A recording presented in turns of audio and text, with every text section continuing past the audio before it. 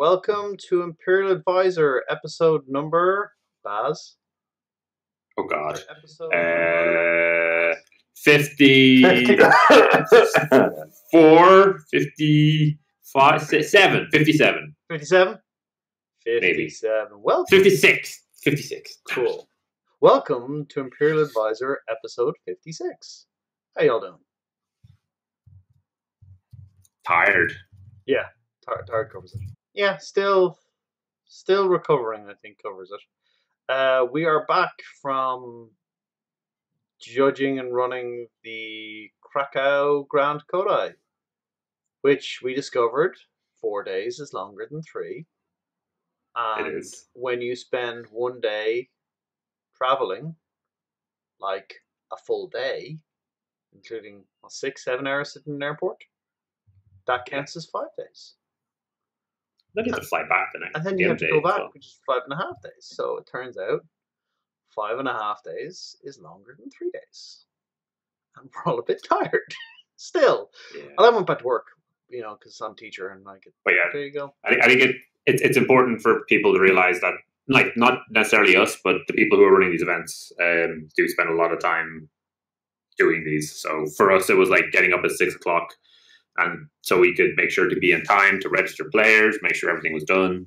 And then in the evenings, we're sticking around after everyone's gone home, like tidying up the place again, doing deck checks, making sure we got stuff ready for the next day.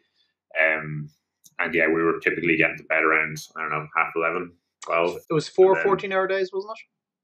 At the event? Yeah. 4 14-hour days. So, yeah.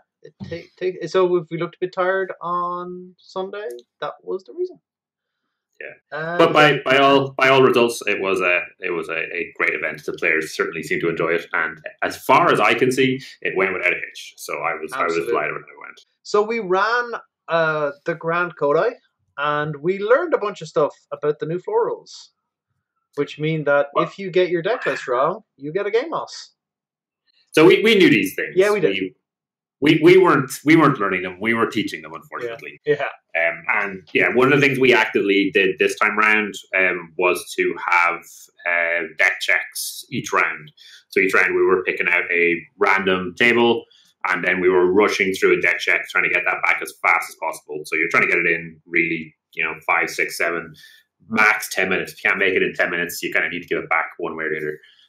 So it gave us an opportunity to get through, make sure everything was okay, everything was legal, and then get it back to the players, give them a little bit of an extension, and they'd still be able to finish in time. So I was delighted we managed to get it done. Doing stuff like this makes the game a little bit more professional.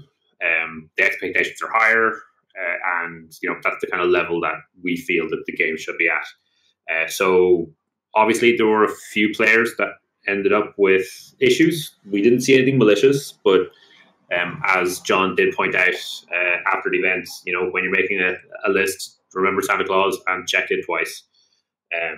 So yeah, we did have a couple of players who were upset. At the same time, we had a couple of players who got spotted during the deck checks during the main event, who then went on to qualify. And if they hadn't got that game loss earlier in the event, which meant we spotted the issue and they got the correct deck, then they would have got the game lost later.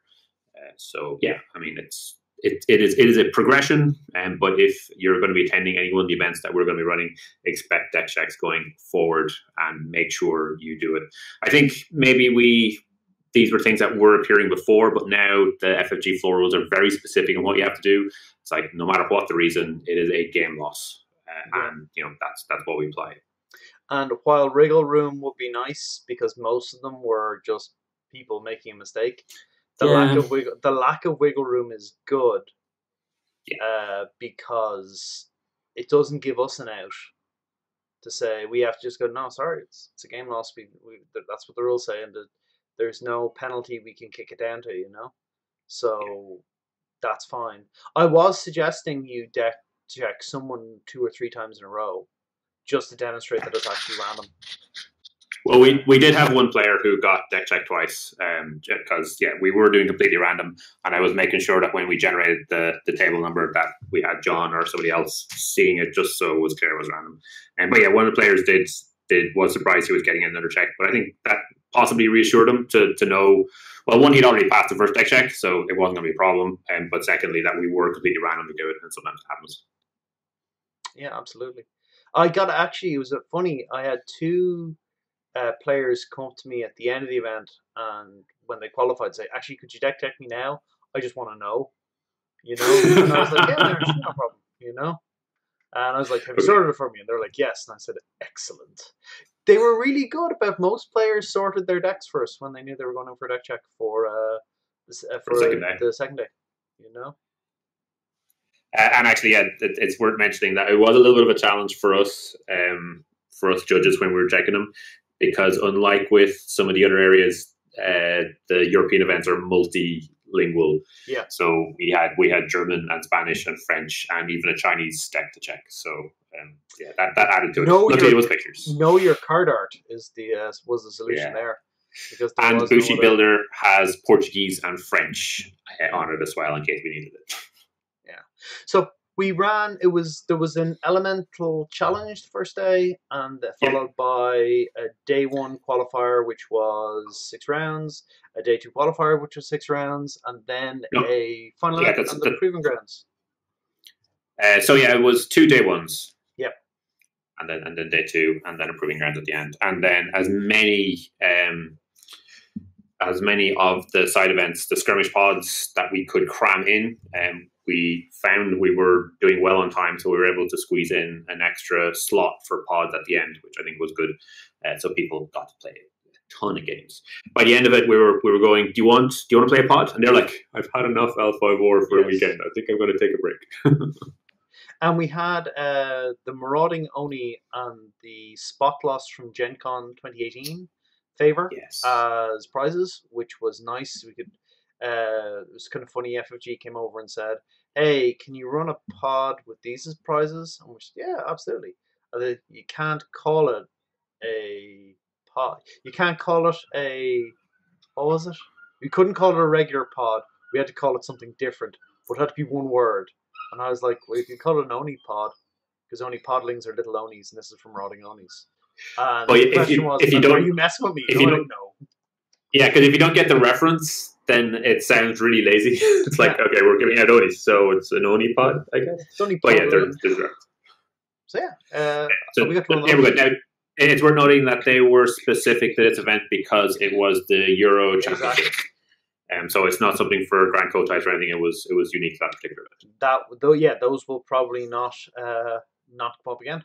Well, you never know. They may show up on a prize wall somewhere in a few years or whatever. But yeah, if you got your Marauding Onis, congrats. I think we've gotten it mostly down in terms of starting the rounds. The wrinkles we added this year this event were the deck checks. And that's a wrinkle. That was an add-on we've been expecting for a while. I think the big wrinkle we had was with the prize support. Yes. So the prize support was slightly delayed, which was fine. Like, it arrived in the end, which was grand. And I know they had problems at Gen Con with limited supply. We didn't have that issue, thank God. But people were still obviously nervous. Yeah. I think it was. When the prize support finally came in, everyone wanted to pick up all of their stuff as soon as they could. Because at this point, they had collected a bunch of Kaku. And in fact, we'd run out of Kaku. Because at the normal events, you get your Kaku, and then you'll probably go up in a round or two after that and buy something. So there's a constant cycle of Kaku flowing in and flowing out. But the Imperial Bank ran completely out of Kaku. And for the day 1B, we didn't actually give any Kaku out during the events. We just kept note of win losses for players based on the Lotus Pavilion standings and worked out how much Kaku they had at the end of that. So at the very end, we had this big mad rush of players who were interested, and we got them filling forms, and we had queues, and we got through it all. And there were tons of promos left after that. So there was obviously lots of opportunity to get whatever you wanted after that the next day. But yeah, that meant we had a real crunch that evening trying to process all of those. And that was super busy. Props to Liam Hall for doing a lot of that work and making sure the prize wall was well under control. Liam is always on top of these things. And also to yourself and Meg for writing up putting together the spreadsheet so we could tick the glove. That worked out well. Yeah, we got 2 people pretty fast, which is good. So that like it was an interesting little additional logistic challenge at the end of the event. It was like, okay, now we have to do this thing really fast. Now I'm wandering around, talking people through a microphone like I'm a teacher. Okay, you're going to line up here, and you're going to line up here, and there's going to be 2 queues, and everyone stand over here. So it was good. So it was good for Oh, players did not like when they were lining up where they thought top of the queue was, and then we were like, and now these forms you need to complete are at the far side of the room. You need to go get the forms before you can queue. That was genius from John. It's just like, you're going to look powerful stupid in a second, guys. But yeah, that all worked out quite well. So again, that was just a minor wrinkle, but we managed to work through it and got through it quick. We did miss dinner over that, but we made up for it later. And okay, so I was checking. I glanced at every deck list as it came through, and I certainly got a good look at all the decks in the cut because I was supervising the stream. From what I can see, near the majority of the decks, in some ways, had responded to the Charge Bird Phoenix archetype. And if you're not familiar, the Charge Bird Phoenix archetype is basically Fuchichio, Charge, and Forebears Echoes, and you just keep replaying your Fuchichios and using them to put out really expensive Phoenix Clan characters, and you load your discard pile with Peasant's Advice and not Peasant's Advice, with Maya Satoshi, and basically try and generate a big discard pile, and then have a ton of options for which to get your guys out of. Yeah, check out our most recent episode where we go through the deck list. Yeah. So that deck was everywhere. And the response to it had been seen to a lot of places where a lot of people were running Scorpion Splash, were running 1 or 2 Kiku, Yoga Kiku to cancel the spell. I saw a lot of Peasant's Advice there to try and discard, shuffle back into the deck. Fuchichio. I saw one of the crowd players playing Heavy Ballista to counter Fuchichio. There was a response from the player base to that deck, which blunted it, but didn't stop it because it was still up there. It just didn't make its way out of the top, into the very top of the cut, because there was the clans that came out pretty well were Scorpion, Crane, and Phoenix. And then there were kind of a couple of representatives of each other clan in there who generally did quite well. Like Crab eventually win it, but their decks were kind of very much in response to that. And it became, okay, Scorpion's got a decent answer to Fuchichio. What clan beats Scorpion? I saw 2 flavors of Lion deck mostly. You had the Scorpion Splash and the Phoenix Splash. So you didn't have any of the kind of, like, you didn't have a ton of different deck archetypes. You kind of saw a couple kind of consistently. I think nearly every Phoenix deck was Charge Bird. I didn't see many others apart from that. What were your thoughts about it? I think there was like one that wasn't. But yeah, you're spot on. Like if you look at, I think 5 Phoenix qualified out of the 26 in total for day 2. And then just like a quick glance through, I can see that Vasilis went out to Norbert Vince, so that was a Scorpion deck. And yeah, I talked to Vasilis after that. It was he had started the game with 3 Censures, and his Scorpion opponent just made sure he never had the favor. So there were regular unicorn outside, and there were regular what is it? Fawning diplomats to make sure that favor was under control. Then Jakob took out Jose Luis. Eric took out Sartorius. Oscar took out Hendrik. And I can see Akis took out Andres. Who took out David Tiva? Okay, that was Vincent Joliet. So that was another Scorpion that took David out. But like those are like Phoenix eventually hit some big name players who knew what they were doing basically and had prepared for the matchup very well. The Phoenix deck as is has a couple of meta choices in there. So obviously it's got Censures, which gives it a little bit of control, and it's a solid card when it works. It's got the Ancestral Shrine, which is it can be good against the Scorpion Dishonor decks once it gets rolling. And it's got some things like that, but it doesn't really hard meta against a lot of the other options. So it's got a relatively powerful but straightforward approach. And yeah, what we saw here was the top players, had prepared for it, had meted versus it, and put the cards in their deck. And once they hit that matchup, they were ready for it. So I think it's been very interesting. It'll be interesting to see what the next big US tournament is going to be. So we have seen Nova is ongoing at the moment, and it's 41 players, which is something, but it's nowhere near the scale of this.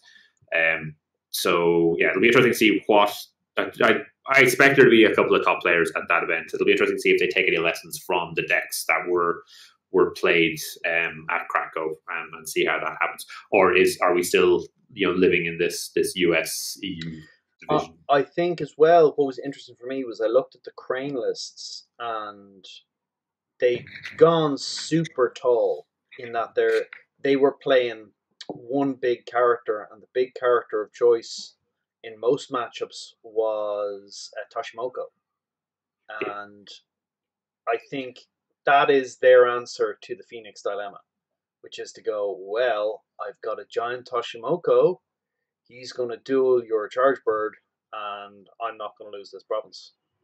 And that seemed to be the answer. And there were Crane players splashing Unicorn from extra move in and stuff to basically get the favorite mountain stuff to get their to basically make sure that Toshimoko was there, or it was they were playing in the formal invitation to make sure that Toshimoko was there in the fight, and just to basically go no successful, no monsters squash me this turn. So yeah, and notably, we did see a number of Kikita Yuris. Yeah. So with Kikita Yuri, you declare your political conflict. If they defend, you then shut them out of military conflicts altogether, and you never declare a military conflict. So that then locks out Four Bears Echoes, and it locks out Charge, which are both quite important for that deck to work. And I think it makes them quite vulnerable to the Crab matchup, though, because they are often just turn one by Toshimoko with 3 fate and pass. And I was like, woo. But they wouldn't do that against Crab. So they're a lot thinner in the ground on cheap characters. Because I was looking and playing Toshimoko, Uji, Yoshi, the Tengu, and I was like, how many 5 and 4 costers are in this deck? And the answer is it's about half. Yeah, and that's all around triggering the Asahina Takamori many times. 4. So yeah, I was like, it was a really expensive chunky deck, which is very much like, I think their little deck could be strong as well, the kind of courtier one that destroys your hand, but I'd say it probably is a much weaker matchup again in the field. So that's why we're not seeing it yet. So yeah. But, they've been successful, so it's hard to argue with success. But yeah, it's certainly been interesting the way that we've seen a shift in meta. I know some people have said, well, based on this, that Crane deck or that Phoenix deck isn't as strong as people are saying. I still maintain that Four Bears Echoes is a ridiculous card that never should have been printed. I do see my personal perspective on this event is that players heavily meted against this one deck type because they knew it was the strongest deck type out here, and it was Constantius who Constantius. I'm probably never going to say it right, but yeah, he and the Greek players, because it's important to note that this was a group of players sitting down and working out how best to deal with the decks out there and to progress it. And he's done a fantastic write-up on, I think he has it on Bushi Builder or 5 Rings DB, I'm not sure which one it is, but he also gave us a little bit of a couple of details that we had at the end of the article. And yeah, basically he put in tons of practice with Bacillus and Akis. And I know he also played Bacillus a bunch of times. So maybe it is. Bacillus. Oh, we same guy. So basically, he put in the work, but it's with a team, and that team decided that Crab could be very successful because of the way the meta was shifting, and the lack of attachment control that they were beginning to see, especially with the Scorpion decks. Scorpion decks were moving over to Crane as their splash of choice, which was a way to deal with or to help deal with the Phoenix deck. But left an opening for Crab, a brave Crab player who was playing the right cards and had enough reps in and got a little bit lucky to make it all the way through. Yeah. So yeah, that was awesome. Can we give a shout out to the Greek player base for actually coming up with, I think, the best showing overall by some players at the championships? 3 in the top 4. Yeah. They also won Keyforge. They won the Alpha Vor Best Dressed as well, or the costume competition. I think they won one more of the events over there as well. They made a real killing for that. But yeah, this whole event was very community driven. Like the Spanish players were out en masse. We had a group of Hungarian players. Like there were groups. These were communities that all decided we're going to go attend this. We're going to have a good time. And I certainly saw some of the pictures of them partying afterwards, and it looks like a very, very good time was had. Yeah. So yeah, very, very positive from that point of view. Very positive. Next big American tournament is Worlds. Kodayama, yeah, I think that is the next big one. You've got Bologna as a Kodai, which some people are going to because the favor race is alive and well among the Hatamoto. That bit of a money towards going to Worlds is a factor for people. And there's, it should be some tight races going on there. Yeah, really. Yeah, people were doing some calculations on it, and the race is exceptionally tight. I think there's 3 clans: Phoenix, Crane, and Scorpion are all kind of within 1 or 2 points of each other. So it's all to play for. And yeah, so that's interesting. I think there's the Nova. Nova is a Grand Championships, isn't it? No, Grand Championship. Yeah, so Nova's happening right now. So it won't have any favor points, won't have any Hatamoto, won't have any of that stuff. That's all only for Kotai. So yeah, it's only Bologna left. Bologna is totally the last one, and that's happening in September 21st to 22nd. So it's 3 weeks away or something like that. All right. Well, that's going to be interesting. Okay. Anything else you want to talk about the event? Any questions, Justin? No, that's all. Alrighty. So I'm sitting here wrapped. Shall we have a chat about the next card pack? Let's do this. All right. Gird your loins. This is going to be a long one. We're only doing one. We're doing one. A little time for talking about the fact that someone's been killed and nothing's happening. That's how to justice for Satsume. Alright. First off, let's talk about the Crane unique province. Conflict between kin. 5 province strength. During conflicts at this province, each participating character you control cannot be chosen as a target event and cannot have an attachment played on it if that card shares a clan affiliation with the character. Void roll. Tyler has said he does not know what a void roll card or a void element card often is for. He designs it and sees what players make of it. Baz, what do you make of conflict between kin? So I don't really like it. There's some weird things with the mirror match. There might be a deck for it. Like the big thing for it is that it's a 5 province strength province, which is cool. It is a void province, which means it's got some stiff competition against some excellent ones out there. It is something you could put in your stronghold as a potential option. It would mean that you cannot boost your own characters with your own Crane cards. And if you're being attacked by Crane, you're not able to... Other way around? It's just each opponent. It just affects your opponent, so it doesn't affect... So if you're each participating character your opponent controls cannot be chosen as a target of an event that cannot have been played with each participating character you put. So you cannot play Crane cards on your opponent's Crane characters. So if I attack, we went through this before, and I'm still bewildered. If I attack with a crab character, like Borderlands Defender, I can't play a Watch Commander on. Correct. Except that cannot have an attachment play on its side. Okay, yeah. And I can't play.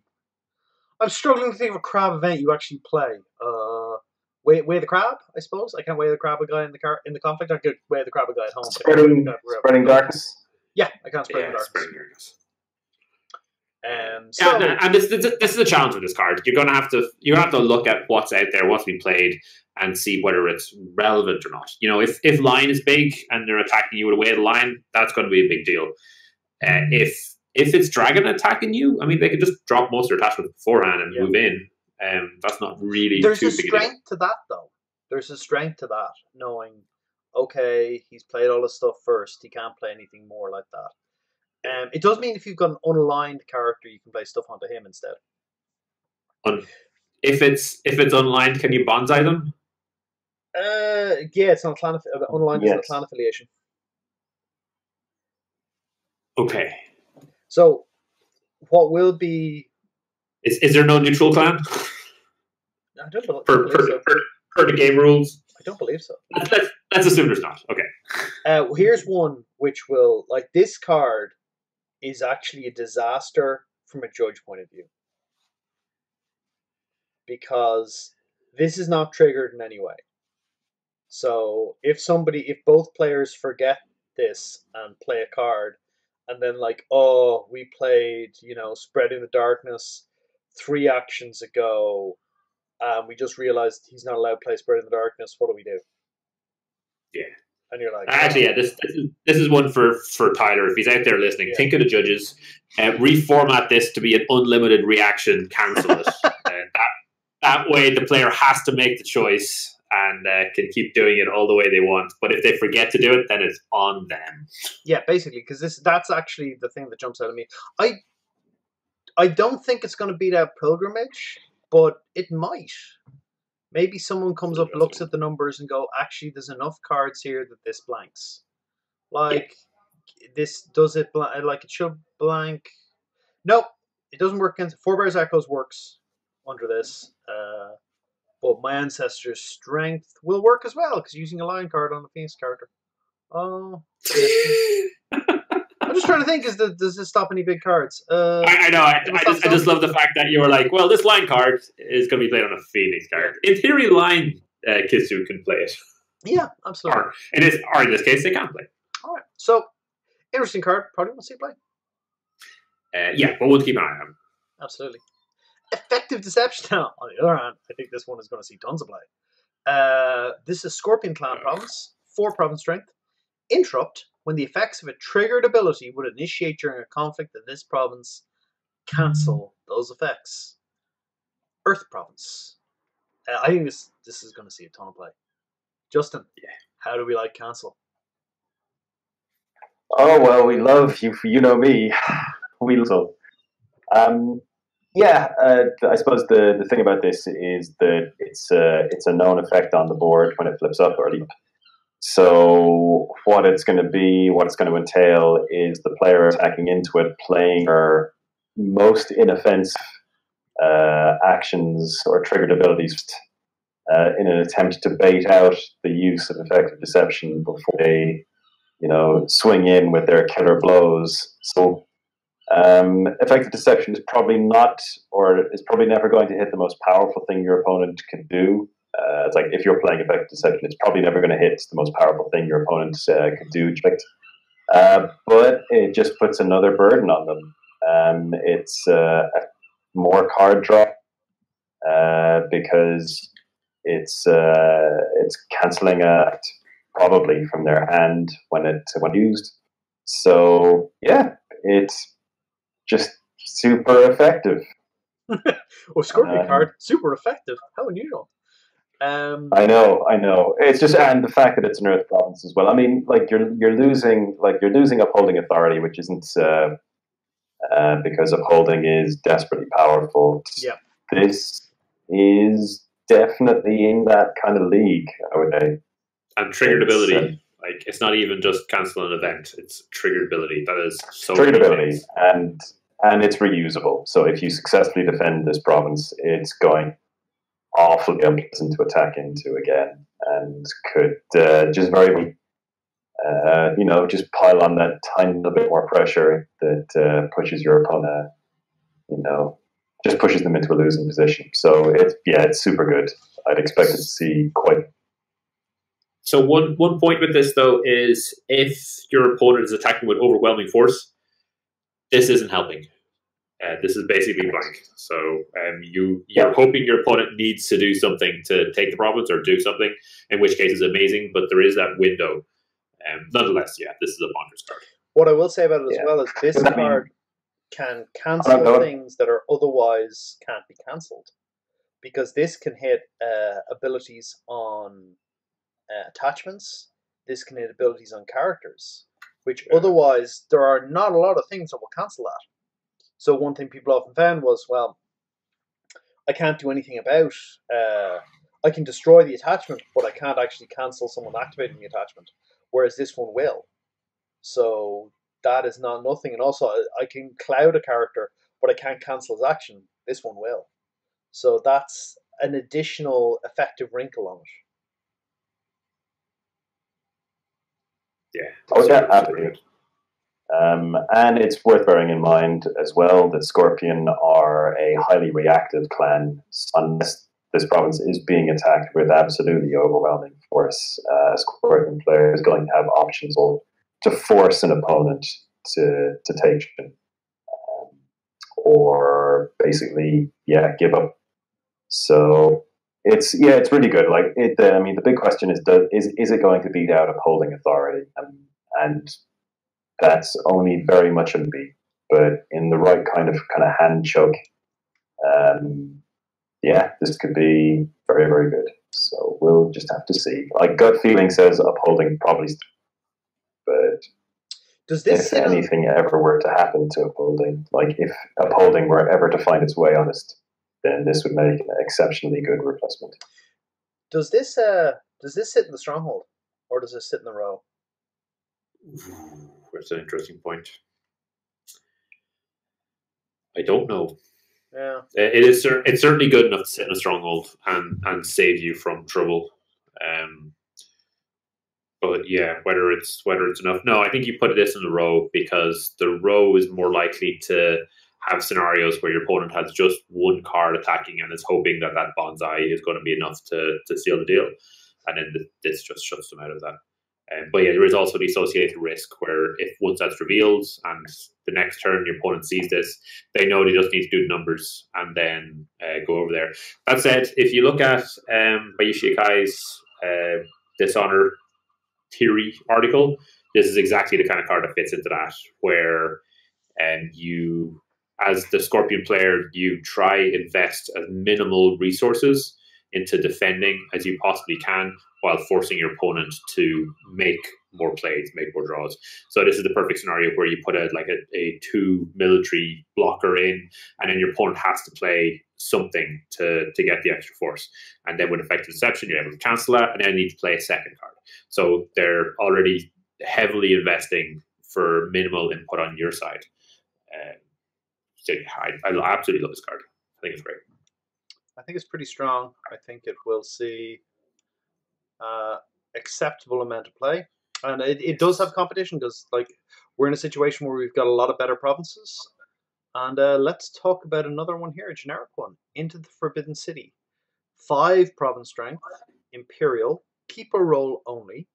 During a conflict to this province, choose an attachment on an attacking character, discard that attachment, fire province. So fire has had kind of a limited selection available. You see people kind of going, I'm playing Meditations, and some people play the one that discards a Dishonor character when it breaks. But it's otherwise, it's been kind of one of the less critical provinces or less less auto select provinces. This is a very nice keeper province. It's got 5 province strength, so it's nice if you want to be a bit tanky. This seems pretty good to me. Justin, what do you think about like getting rid of some attachment? Yeah, it's an interesting one. I don't think I'm actually that impressed by this. It's the attachment version of Meditations on the Dow, and Meditations on the Dow is a card that you play because you really don't have anything better to play. So I think Into the Forbidden City is probably even a shade worse, to be honest, because the Meditations can have Meditations has a significantly higher swing on the impact it can have in the game, whereas I think Into the Forbidden City's impact on the game is pretty limited at best. Attachments aren't hugely important. It has to be on an attacking character, so you can't even defend with one of your guys that's been clouded. So you're depending on your opponent attacking with attachment, attacking into this. Only then it's useful. Yeah, I'm not really feeling it, I have to say. I think I would play Meditations on the Dow every time over. I think I would consider playing it in a crab deck that was splashing Unicorn, Shock, for Talisman of the Sun. Because crabs' attachment answers in that deck are relatively poor. They've got Karada, which is ridiculous, but pretty much just Karada and Maya Mystic. So having another way to get rid of an annoying attachment on an attacking character would be appreciated. And it's 5 province strength, so I can see it seeing play for that reason. Yeah, and I mean it's got the Imperial trait, so when our Scorpion Imperial Overlords arrive in pack 5 or 6, whichever, this is another card that may go into that just to produce gigantic Imperial characters. I don't know. So I do think it's worth comparing this to Frostbitten Crossing, which is the air roll only province, which does actually see some play. So that's an air province. You basically target a character and then destroy all attachments attached to it. So as Justin was saying, Into Forbidden City can't be done on the defender, but that's one of the advantages of Frostbitten Crossing. You can clear your own clouds, but Frostbitten is 4 province strength rather than 5 province strength here. What I think is interesting with that is if you're playing a Keeper of Air deck, you can put Into Forbidden City and Frostbitten Crossing in your province row, and 50% of your provinces are going to deal with attachments if they turn up. Into the Forbidden City particularly is interesting because Frostbitten Crossing can be stopped by Finger of Jade, but because Into the Forbidden City actually targets an attachment rather than targeting a character and then dealing with attachments, you can bypass that. So you're able to pick out whatever problematic attachment that they've got, and Finger of Jade isn't going to be able to stop that, unless obviously you're looking to take out that Finger of Jade.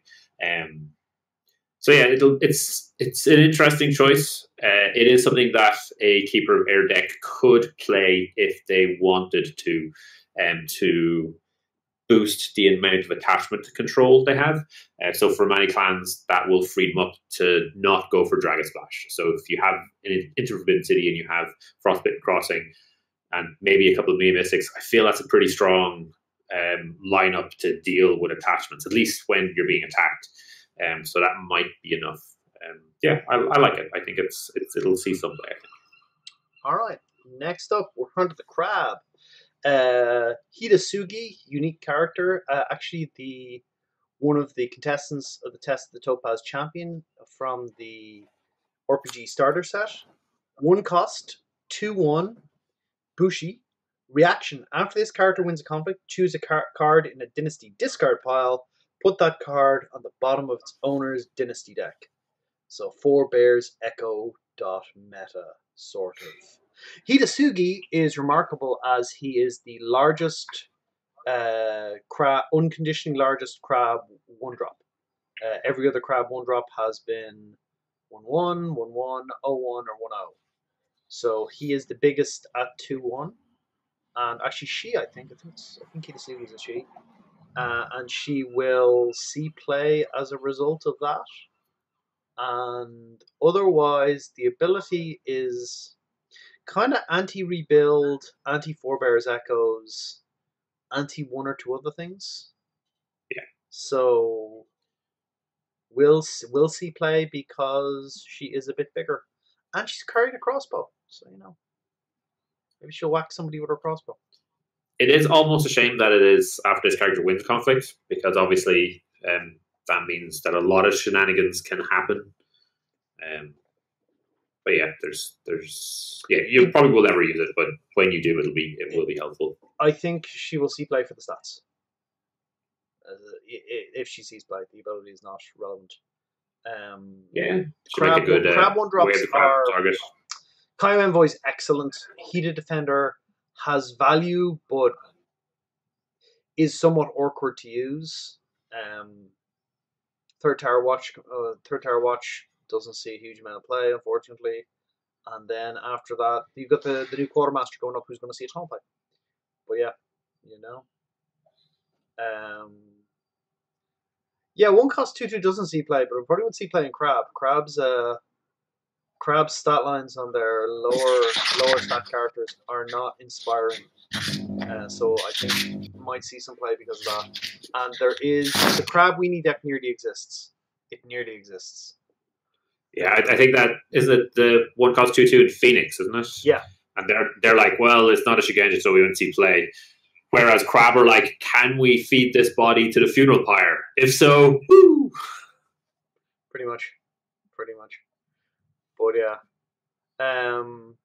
unique as well, which is becoming more relevant because we've got the theoretical Ashigaru card running Ashigaru cards.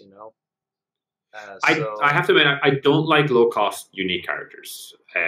Low cost characters, you want them cheap and disposable. Maybe one fate at max, but a lot of time just throw them away. If you got two Hidasugis, you can only make one. Yeah. I mean, you can pop the other one for a fate, but you don't really want to do that. If this was a large character, having it unique is good because you put a bunch of fate on them, you keep them around for a few turns, and when you get an extra dupe, you can get more investment off it. So yeah, I definitely would prefer this as a cheap character, but this was part of the line that they did from the RPG starter box, so it makes sense for them all to be cheap from that perspective. But yeah, mechanically, I don't like to see cheap uniques. Yep. So yeah, that is Hidasugi. Now let's get into something a little more chunky. It's Doji Hataru, our second version of Doji Hataru. 5 cost, keeping the 3/6 stat line, 3 glory, Bushi, hey, she beat a courtier, and champion. If you control Doji Kwanan, discard him. After an opponent plays a card during a conflict in which this character is participating, gain 1 honor, unlimited. So she is a inverse watch commander, where I will gain honor for each card you play. Now, interesting question here about her.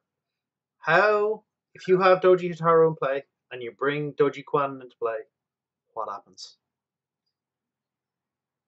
Don't they both get discarded? I think they both get discarded. So this is really an either-or choice. Do you want Hataru or do you want Kwanan? So Hataru's stat line is fine. 3/6 with 3 glory for 5 in Crane is perfectly acceptable. How strong is Courtier? Courtier is notable, and a Bushi Courtier is notable in Crane. Is that how much is that ability worth? Justin, any thoughts? She's basically another shouju. She's just a big stat political character that will go over and win a conflict, and people will simply refuse her because opposing her is just a bad. She's fine. Actually, no, she's not. I don't think she's very good at all. The base Hataru is a genuine threat. Like the base Hataru, if she goes through and wins a conflict, can do some pretty devastating stuff to your hand. This Hataru is going to go over, and you're just going to cede a province to her. That's fine. if your opponent has, paid 7 fate for a single character, they probably deserve to take a province, and that's what's going to happen with her most of the time. So I think she's really quick. Like a canny opponent is never going to start playing cards in a conflict with her if there's of an honor victory, or that those honor gains doing damage. So she's basically a bunch of stats that will go over and smash a bit. And I think we've seen again with Shoju, who's favor quite a bit. Those kinds of carrots at this level of expense just aren't that good anymore. So I don't think she'll see any. I think the mechanic on her, the reaction, is much weaker than Watch Commanders, because Watch Commander, inherently, the dishonor victory condition is better supported by the rules than the honor victory condition. And like maybe you can get yourself up there. You do have control over it, but it's never really actualized itself the way some of the other ones have. Yeah. So Travis is saying, alternative view, this card is a super guest of honor in a deck that can consistently print honor. Yeah, that's absolutely fair. You need the honor deck working, though. You need to be able to get within range, and then if and you have to be threatening. You have to be threatening an honor victory. But it's not quite guest of honor. Like Owen compared it to the crab attachment instead, because with a guest of honor, it just shuts everything down. Whereas with this, you're edging closer and closer to that victory. So every card you play pushes Crane up there where they might possibly win the game, but not yet. Until you get to that last point of honor, you keep playing cards essentially. But yeah, this could work in a deck time. She might. I mean, like I said, she's a big stat stick that'll smash provinces for the most part, which is grand. But it's just, I think almost every clan can just do better things with 5 fate days. The big strike against her is Doji Kwanan. Yeah, who's amazing. So yeah, let's look at Doji Kwanan, the other choice. The choice of a new generation. Doji Kwanan, unique, 5 cost, 5 military, 4 politics, 3 glory as well. Bushi champion, no courtier for him. If you control Doji Hitaru, discard her. During a military conflict in which this character is participating, choose a participating character with lower military skill than this character. Bow that character. Does his lack of court game prevent him from being as good as Lion's Pride Brawler? All that said, I really like Kwanan. I think he's a very strong character. And that's effectively duelist training on a stick, just without creating a dual trigger. I think he's very, very good. I think he's another beefy Crane, which is fine. I think he's he's another guy you can slide into a conflict and bow somebody. He's another bow effect, and team him up with you've got him effectively. He can go on offense, and then Toshimoku can go on defense, and then if you've got a couple of formal invitations, one of them can slide into the conflict. I mean, that's not fantastic good formal. Or give him an adorned barca so he charges in, bows someone, and then can bow someone. Yeah, there's a lot. I think the barca is the big thing. Yeah, because I mean they've been playing they're playing so many expensive characters. They've got Uji, they got him, but I mean I was looking at Eric's deck, and he was playing I think 24 cost or greater characters. You can do it, and they're very tough, very hard to break down decks.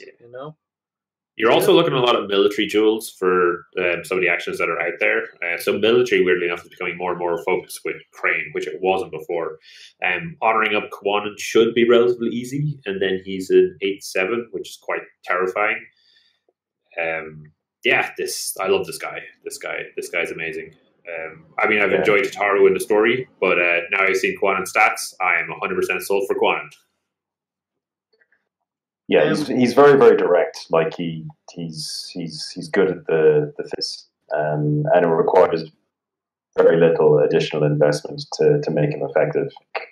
Although the second version of Hitaru. he does say lower military skill rather than lower equal. It's like, and he can't do it to people who are at home. Yeah. I don't know. He's no Lions Pride Brawler. Lions Pride Brawler doesn't cost 5. I think maybe Quana needs a bit of a discount. Yeah, he's still bonkers. He's fantastic. I'm looking forward to putting him in. He's a really straightforward, powerful character. I mean, some people are saying, "Oh, Uji and Yoshi are better." Well, yeah, but like Uji and Yoshi aren't point and click better. This guy is a lot more power in a lot simpler fashion. He's not a duelist though. That's a little. He isn't a duelist, but you know, that's probably why his ability isn't a duel. Yeah. And I still have fond memories of the old art of Kwannon, where he's got his bald, shining head, and he's at the end of a battle or silhouetted against a blood-drenched sky or something. I definitely like Kwannon. So yeah, definitely will see some play. Definitely will see some play. Like if he was in Crab, we'd be going nuts for him. Like Crab have a different set of strengths and priorities than Crane, but we would go nuts for him. Or Dragon. Yeah, we love the Dragon. I think any clan that aren't Phoenix that insist on Shigenja only would be delighted for him. Now, let's take a look at Trusted Advisor as I resize this image. Trusted Advisor is a great card.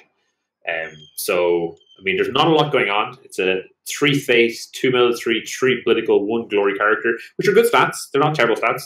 You've gone from 2 to 3, so you're out of assassination range, which makes it a lot more reliable.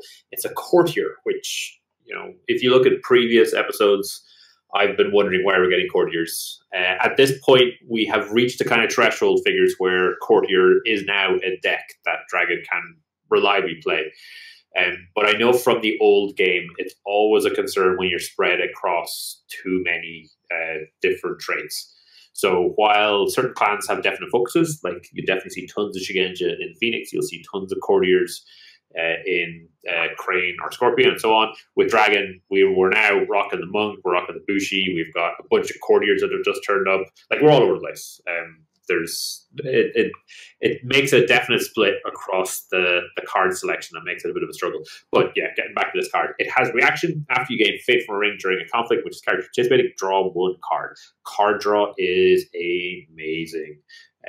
There's never a situation where you're not happy to draw a card, and this trigger is relatively straightforward to do. And basically, if you're attacking and you assign a Trusted Advisor and you take Fate off the ring when you do so, you can draw a card. It's not 100% reliable, but it's pretty reliable. And because it's a courtier with 1 glory, we might be able to dabble into some of the Scorpion Coverage Edict. After we get Dishonor, that makes this a 1/2, which is still decent.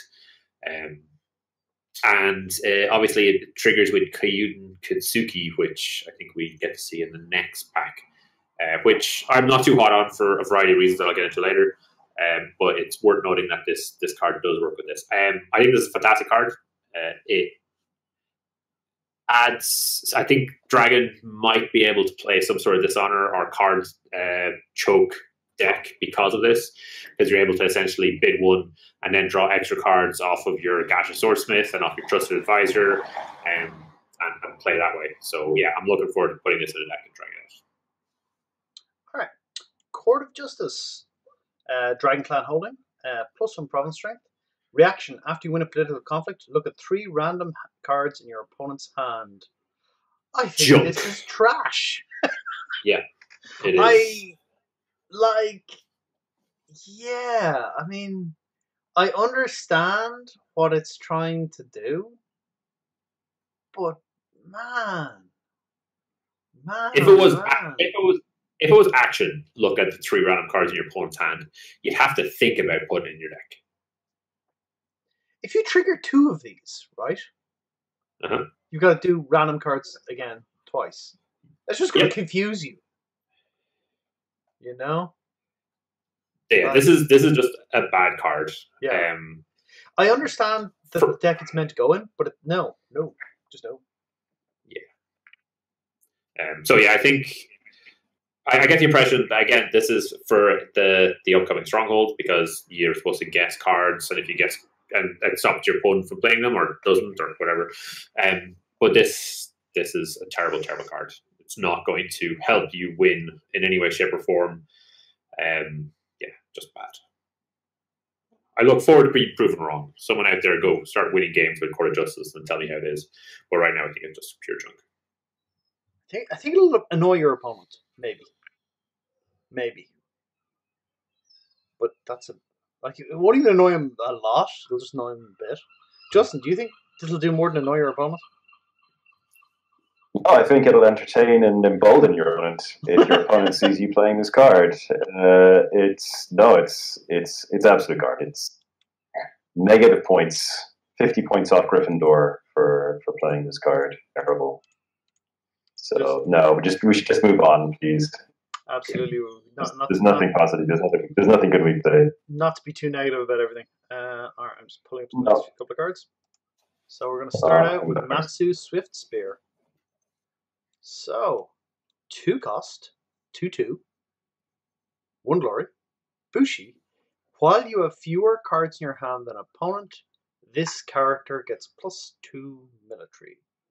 So it's a cheap kind of mid-range, okay statted character who, if you have fewer cards in hand, becomes quite a good statted character. I think the fewer cards in hand Lion deck is interesting. The card that I think is best for it is the new one, the attachment where you can discard a card to give your character +2 military, +2 politics, because that enables that.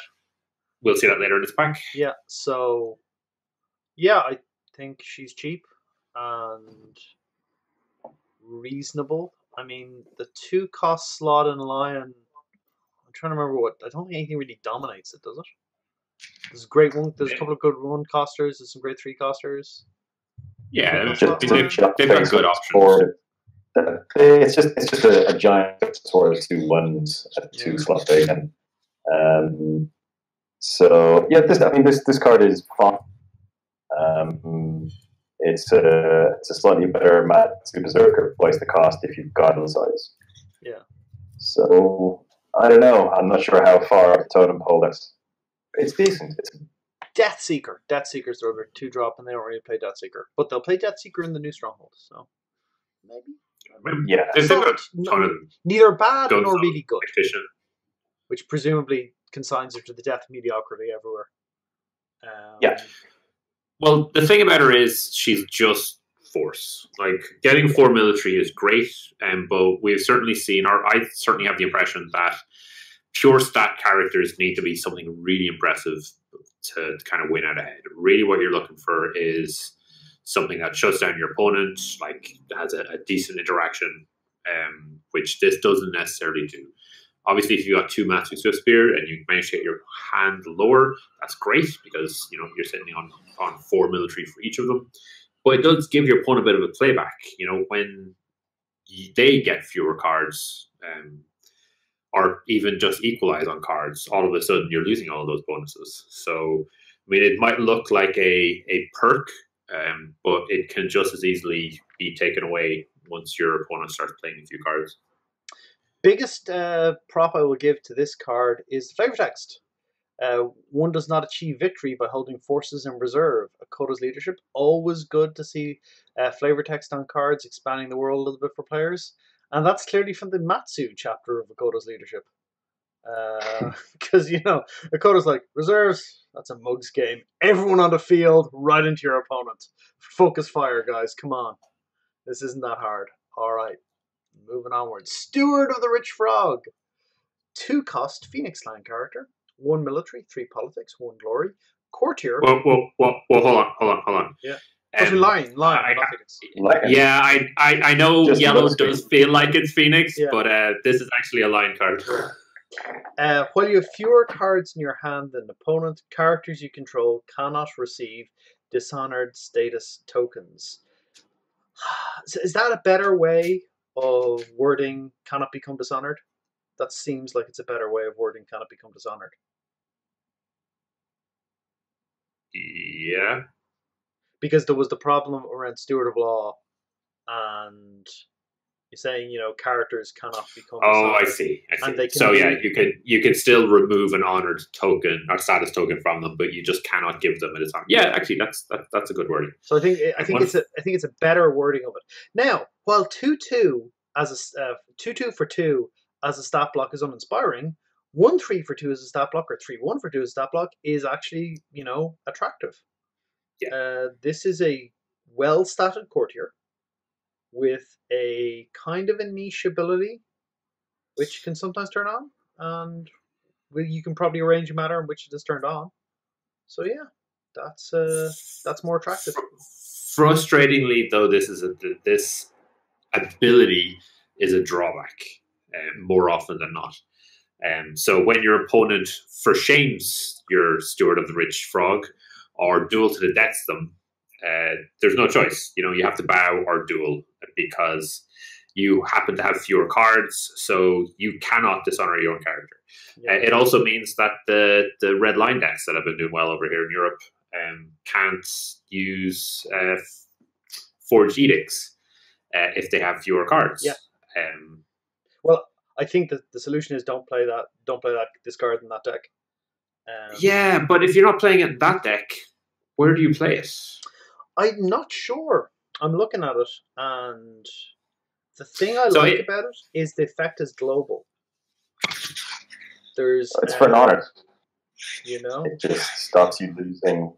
It just stops your guys being pinged down by dishonor decks, so you can surge toward your. So you want a high glory deck that isn't honoring its own guys and basically never wants to dishonor its own guys. So you know, yeah. But again, if your opponent does want to dishonor your guys, then they just play a few cards till they have fewer, turning it off.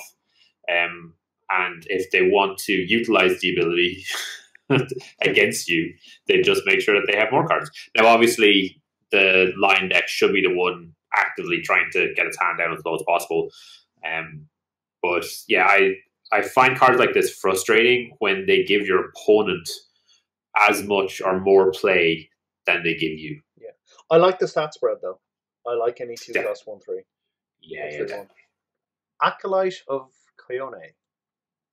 3 cost, 2/3, Phoenix character, 2 glory. Shigenja Air.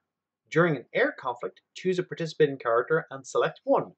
That character either gains or loses pride until the end of the conflict. Okay. So this hands out pride on a stick. Justin, any thoughts? Yeah, it's pretty decent. It's kind of funny, like Phoenix, you know, they started off with the whole glory mechanic, which did not work out particularly well for us for a long. And now, yeah, basically because it was kind of, you know, it played into the standard problem or the problem that Phoenix had at the beginning of the arc, which was they had lots of things that rewarded them for winning conflicts, but really conflicts. And similarly, they had lots of ways of doing fantastic things if they had honored characters, but no way of honors. So so that kind of folk got left behind, and Phoenix become a winning cause. But now we're starting to see a couple more cards that actually honor Phoenix characters. This being the first, the next back.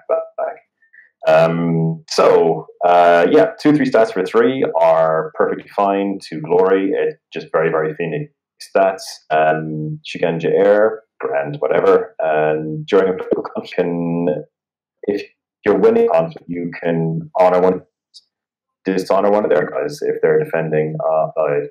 So this is really aimed more for Isawa Morisato as the stronghold. You can use Cuba, but I don't know. I'm not sure. Nothing immediately jumps out as in terms of the kind of deck that you want to play with this out of Cuba and Isawa. But in Isato, it powers it all. What I kind of like about her is she goes, "Hey, I'm winning, so let's get some pride and get some extra kind of speed out of it, some extra power." And then next conflict, I throw my now honored character into it, and hey, I'm no longer winning this one, but I don't have pride anymore, so I'm not going to lose my honor token. So that's not bad. A little bit of flexibility Yeah. there, you know. Yeah, I'd agree. And actually, in fairness, it's probably the first proper playable 3-cost Shigenja that Phoenix have received, and that in its is novelty. Just because Phoenix have great 2-cost characters, great 4-cost characters, but there's always been a giant void there across the slot. Yeah, Shigenja Air. The Stone Marisato deck probably would have preferred if she was a courtier. Actually, Cutenasawa is going to be much happier to see the Genja. But she's very, very good. The Cutenasawa deck is very, very good at winning. So the Acolyte is going to reward you for winning those conflicts even more than even more than before. And the Soam obviously can do so much more with honored and dishonored characters due to its stronghold abilities. So she's good in that. So thumbs up for me anyway. She's good. And that's Koyane is a new fortune, which is just been added in this pack apparently, who is basically Brett the Headman Hart because he expects and rewards only excellence. There you go. Also, you can take pride off Satori if things are going wrong for Satori. And be like, no, it's okay, Satori. It's all right. Lose that pride. It's a good one. Take that pride off you. Woo! Yeah. We're all good. All right. Isawa Heiko. 4-cost unique Phoenix character. 0 military. 5 politics. Love a good asymmetric stat line. 2 glory. Shigenja. Water. Reaction. After you play a water card, choose a character. Switch that character's base military and political skill until the end of the phase. And hey, more flavor text. So all good. So, stats swapping ahoy. What do you think? What do you think, Justin? To bug you again. Yeah, so I don't know where the Acolyte is good. I think Isawa Heiko is mediocre. Like she's very. Her gimmick is, but just not all that good. At least it's not nearly on the kind of power level it needs to be to be competitive Phoenix decks, especially at the 4-cost slot. So I mean, like and so I suppose just off the cuff immediate kind of combos with Against the Wave. You attack for 5 political with Heiko, then Against the Waves where gives her standard switcher stats to a 5/0 and then attack military throw. But yeah, it's just impressive in today's game. So she's but I think she's just not good enough. She's just not good enough to be competitive at the 4 slot where she's competing against genuine bombs like Master Key Satoshi, Prodigy the Waves to a slightly lesser Adso, Ujina. Like there are just too many incredible characters at 4 for Phoenix for her to really make any kind of split rate. So Acolyte awesome, Isawa Heiko so awesome.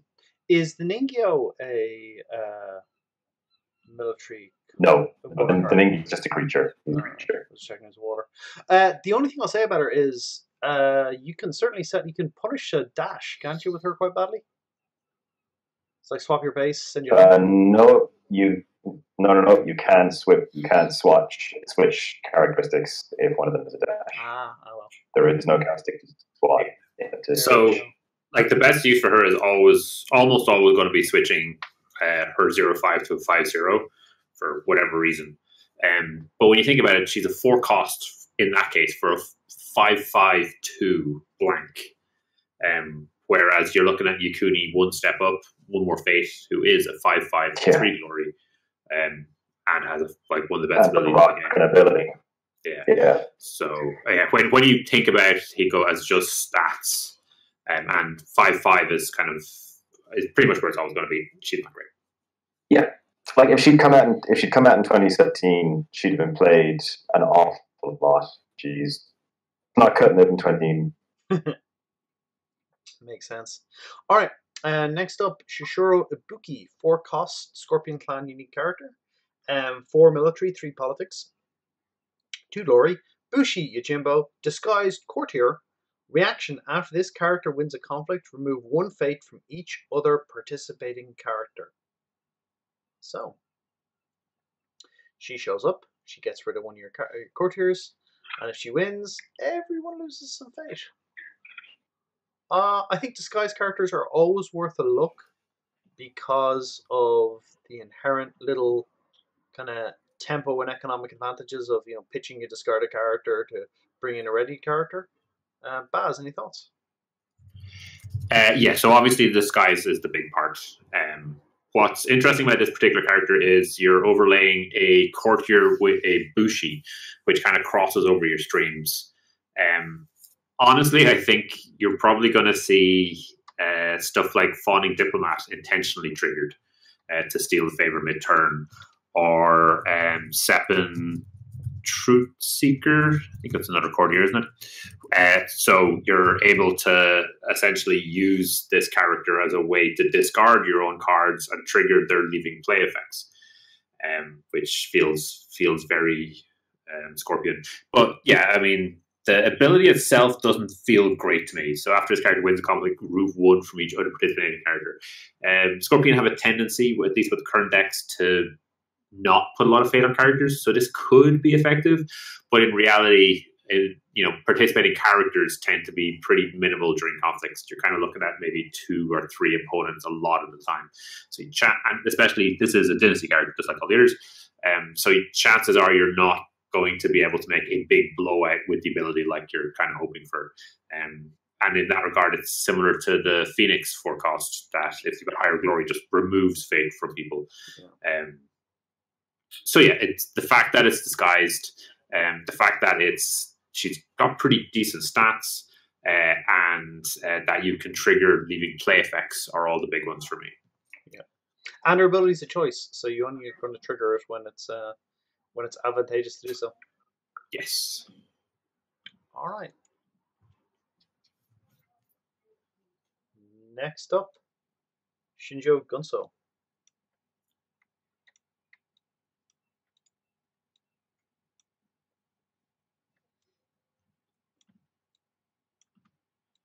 So the 2-cost unicorn, non-unique, 1 military, 1 politics, 1 glory, Bushi cavalry. After you play this character in your provinces, look at the top 5 cards of your dynasty deck. You may put a character with cost 2 or lower from among those cards into play. Discard the rest. Huge fan of this card. Huge fan. I think it's got there's a ton of great, or at least good, unicorn 2-drops. And this just contributes to having more characters deck.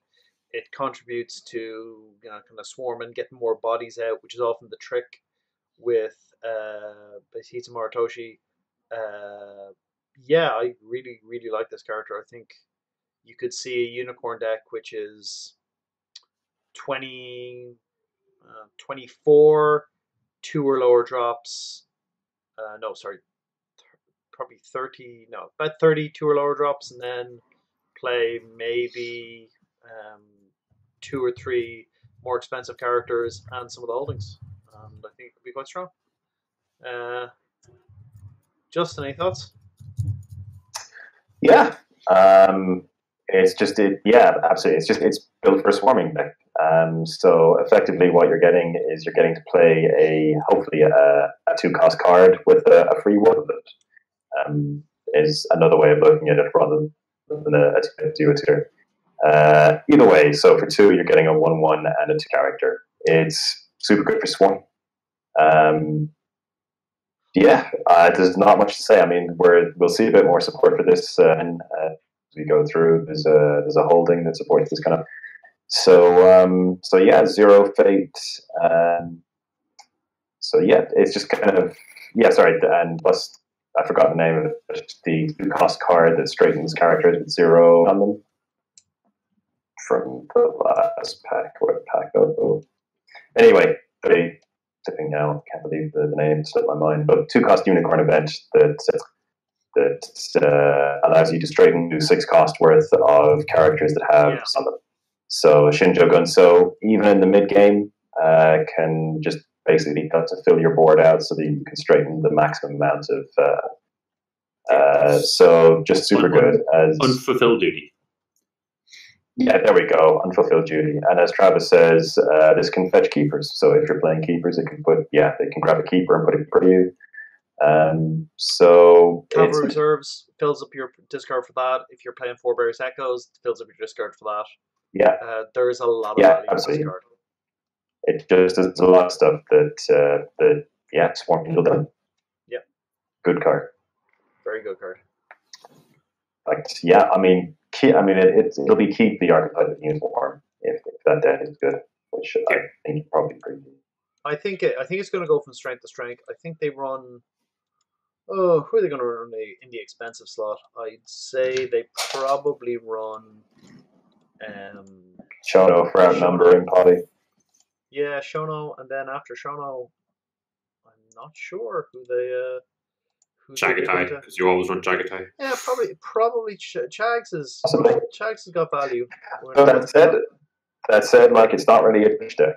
Like you're not getting much value off the charge, and Chags is really only good.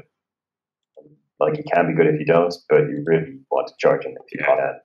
One minor thing to mention on Shinjo Gunso is there's always a risk that it's going to fluff on you. 5 cards is a decent chunk, and your deck is probably going to be built for it. You've got your aggressive motos, your border riders, your Shinjo outriders. If you make another Shinjo Gunso, does it trigger twice? Reaction after you play this character, No. you may put them into play, so it won't trigger again. Okay, so you don't want to do that. But yeah, and Trailblazer, of course, and the Young Warrior. So they've got a ton of cards, but there's always a risk that you play this and it fluffs on you, and you end up with a ton of holdings in those 5 cards, and your 2 5 costs or whatever, and then you feel real bad because you just spent 2 fate on a 1/1. All right, Wayfarer's Camp, Unicorn Clan Holding, +1 province strength. Action: during the Dynasty phase, play 2 characters in your provinces. Then turn a card in your provinces face up. Big fan of this card. Again, this is for the Swarm deck.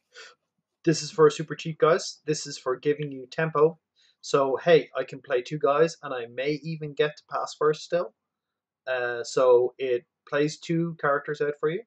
Then it means that it doesn't effectively take a province slot because it flips the card in your provinces face up. So that is not bad. Point being made is that you have to play 2 characters. Yeah, absolutely.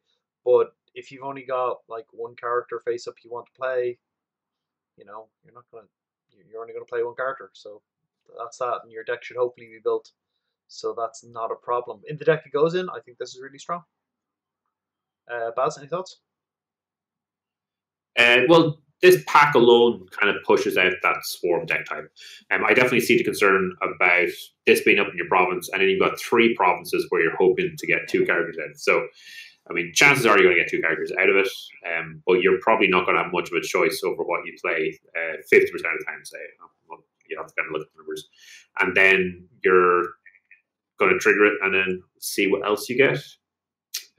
It's a decent amount of acceleration. It neatly gets around the problem that the Lion staging ground had, where you make a card and then you reveal a card, which is great. But because you're not doubling up, you're not. You're more likely to miss passing fate. Whereas this enables the Swarm deck to churn out characters, but still retain that option, which is cool.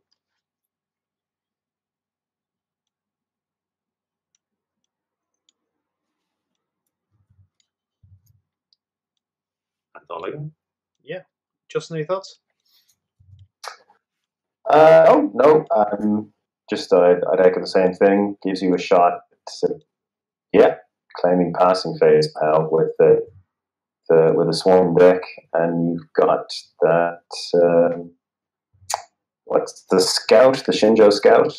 So after you gain fate for passing, you gain an additional fate. So this allows you to kind of get a board presence.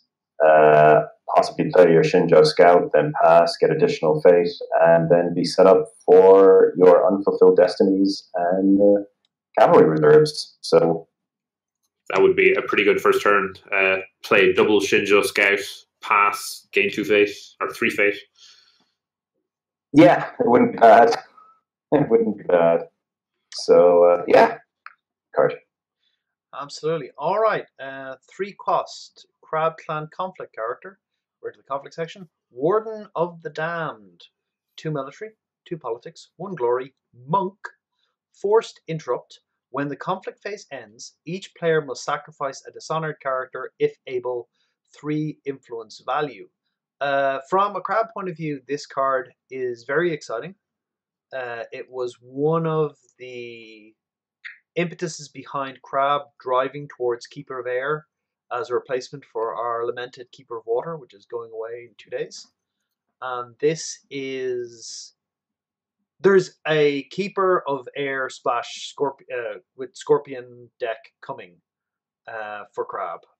And this card is one of the engines behind it, just as spot removal, because Crab, if you look through all the Crab cards, have almost no way to dishonor a character apart from Court Games, Ring of Fire.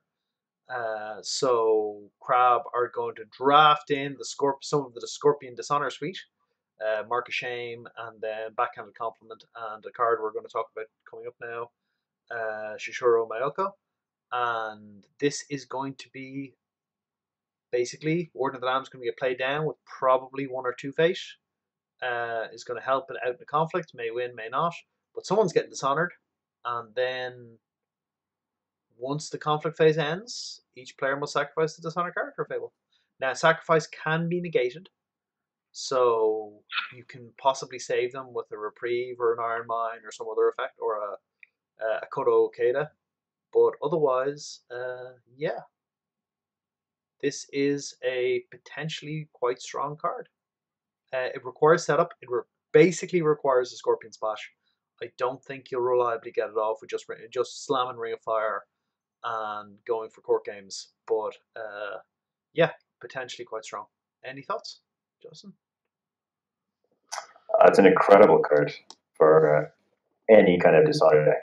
It's absolutely amazing. Like the amount of personnel this can generate in a Dishonored deck is insane. For decks that create board control, like Dishonored decks do, yeah, I'm really gobsmacked at how this card is, how strong it is. Yeah, what's there to say? Compared, like, we know how good cards like Noble Sacrifice are, but the big problem with those is the setup, because it's a 2-pronged setup, really, which is dishonor one guy, well, honor your guy, honor a guy of yours that you don't want to get, dishonor the guy of theirs. So there's a bit of opportunity cost for setting up, but this guy is simply dishonor the guy you wanna kill. This,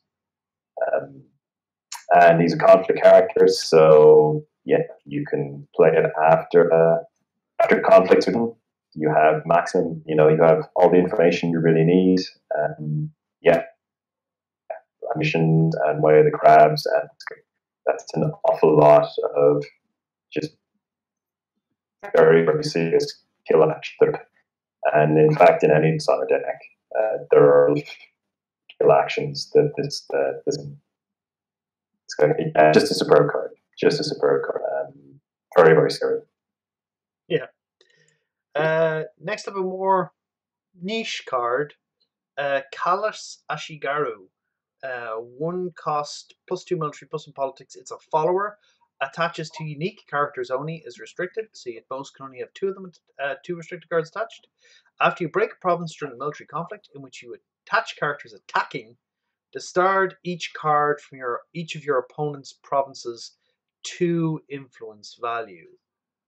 This is a card that I think kind of serves 2 things. It's sort of holding meta by flushing away a bunch of your opponent's holdings, which works against some holdings, which is good.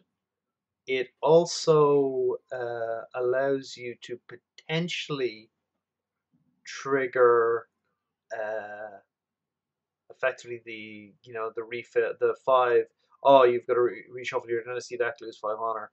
So technically, it's also a dishonor card. I think it's more holding meta. I'm not amazingly convinced by it as a card. It's okay value at 1 cost +2/+1. It only goes on unique characters, so I'm not super convinced. Baz, you're dragon. You have a lot of experience with borderline attachments. What do you think? Yeah, this is an interesting one. So one of the things about this is it is restricted, so you can't tower up with it, which is a little unfortunate. Obviously, it's attached to a unique character, which is really, really hard to do. Not crazy hard to do, but just frustrating enough that when you want to do it, it's not quite there. I mean, if you get two of these guys down, we'd have to have a look at the timing on it. So if you break a province, 9, I think. So you trigger this. Will you get 4 and then get to discard the other one as well? I think so. I think you break. You pitch the card in the break. Then you react with that. You flush the 4, and then you react to the next when you flush another 4. Yeah. So I mean, because it's restricted and unique character only, chances are you're probably only going to be able to get 1 down at a time. If you manage to do that twice, you know, 1, you've just broken 2 provinces, which is fantastic. So it's not as easy to do as you want. But you managed to discard 10 cards in that. You know, is that going to be enough to get you towards that 5-point honor hit? Well, you can have 2 of these in the same conflict. You can, yes, yeah, you certainly can. Oh, and it's not limited like we've seen with some of the cards, so that's certainly a possibility. And the big thing is, you really wanted this to be a reaction to winning a conflict, not reaction to breaking a province or a military conflict only. So obviously, you're only going to be able to trigger this once per turn, but it's only one particular conflict when you're able to do it. I mean, it certainly might see a place in a Dishonor lock deck where you take only a province or 2 and trigger these to end up milling their dynasty deck. But yeah, I don't think that's going to work. I don't think it's going to be good enough. It certainly might be a great card for the crab mirror, where you go over and, as you say, get rid of a bunch of iron mines, get rid of an imperial palace, whatever holdings are out there, after you break one of the other provinces. But I mean, I think that's its main function. It's there to get rid of annoying holdings, and its secondary thing is sort of a sort of dynasty mill thing, and people love dynasty cards. I mean, I think the problem with it is that filling your opponent's discard up, like you potentially can charge, but this card enables some stuff for your opponent that you maybe don't want to enable. Like, that sounds like it's just an advantage. Get rid of all the cards, except that it's going to discard face down cards as well. So you could be putting keepers into your opponent's discard pile. You could be putting characters in there for Forebear's Echoes, characters in there for Cavalry Reserves. So it's one of the ones which can be a bit double-edged, which is always and for the charge thing, you're attacking into a military conflict. So they now know that they either charge or lose the opportunity, but they still have the option to use charge. So yeah, it's an interesting card. I'm not expecting it to see a lot of play, but it's certainly interesting. All right. Justicar's Approach. 1 cost, +1 military, +0 politics, attachment, technique, attached to a courtier character. Attached character gains action during conflict. Initiate a military duel, resolve the duel, dishonor the duel's loser. If the character is already dishonored, bow it. If it is already bowed and dishonored, discard it. 2 influence. Baz, how do you feel about multiple layered requirements for stuff to do stuff? Well, this isn't a multi-layer thing. This is multiple different effects. Now, if you just looked at it as a way to just dishonor targets, it would be a decent card all by itself. You'd get a duel that you could dishonor someone with each turn. That would be cool. Essentially, you're looking at a for shame on a stick as a dual effect instead. There is this kill effect at the very end, but I mean, really, if you've dishonored them and you've bowed them, you might, a lot of the time, I think you're probably going to have a different target that's going to be a lot more worthwhile, where you could kill them or bow them or dishonor them instead. That's going to have more of an effect on that particular conflict, unless for whatever reason your target's in real trouble, has a ton of fate on them, and you need to go in for that kill. But yeah, I definitely like this card. I know a lot of Dragon players are really hyped for it. We've been splashing Well, I've been splashing True Strike and Jutsu, and Duelist training has been getting splashed a lot because Dragon, particularly, 1, we like duels. 2, we like duels that are abilities on characters, because it means we can double them up with Way of the Dragon. So if you got Way of Dragon and just cards approach, you're able to get 2 of those duels out. It also works well with a bunch of cards we've already got. So we've already got Muramoto Hitomi, who does bow effects. You've got the Gasha, or the Master Alchemist, who dishonors. You've got a lot of interactions going on there, which is cool. This only attaches to a courtier character, which is a bit of a frustration for Dragon. Dragon do have some decent courtiers. So the one we just saw earlier, the Trusted Advisor, is 2 military, which is a decent start. Drop this, there'll be 3. You can bow strongholds to get to a 4, maybe add a fine katana, that'll be another 3 essentially with the stronghold. So you can build up a tower, you can build up a courtier who can effectively use this. But Crane are also going to be able to really, really well use this. And they have a new name in faction. So it is Void Roll only, but that'll make it a lot more reliable on that side. And this is only 2 influence, so this might be a pretty good splash for Crane, and may actually see more play there than it will for Dragon. But that said, Dragon players are delighted to see this. It will fit into an existing deck, and there's a lot of kind of fun interactions that you can work with the Dishonor of the Bow. Yeah, it's good. I'm looking forward to playing it myself. Excellent. All right. Now, time for a deck we were talking about already, which was the Lion Clan. The Lion Clan, basically, hey, I want less cards than you. Deck. Sharpen the Mind. 0 cost attachment. During a conflict, discard a card from your hand. Attached character gets +3 politics and +3 military. Sorry, the other way around, until the end of the conflict. 2 influence cost. So this is a nice way to enable their have less cards in hand. Because you basically effectively play a card down, then you play this card down, this attachment, then you pitch a card from hand, and you've got +3 military and +3 politics. So yeah, it basically will switch on, I have less cards in hand. So that's cool.